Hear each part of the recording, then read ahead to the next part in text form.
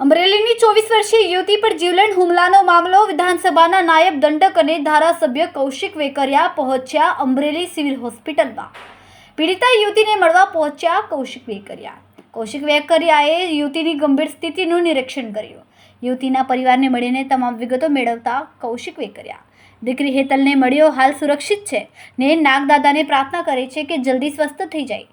યુવતી પર જેણે હુમલો કર્યો છે તેને પોલીસે પકડી લીધા છે તેવું કૌશિક વેકરિયાએ જણાવ્યું. કડકમાં કડક કાર્યવાહી થાય તેવી સૂચનાઓ પણ આપવામાં આવી છે.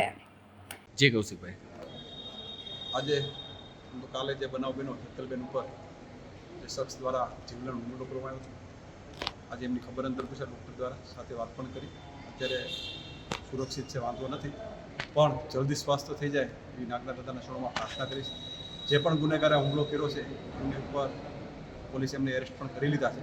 કડકમાં કડક કાર્યવાહી થાય એ પ્રકારની સૂચના પણ આપવામાં આવશે. અને ખાસ કરીને આપણે દાદાને પ્રાર્થના કરી કે એમનું સ્વાસ્થ્ય બેનનું જલ્દી સારું થઈ જાય એવી નાગના દાદાને પ્રાર્થના કરી.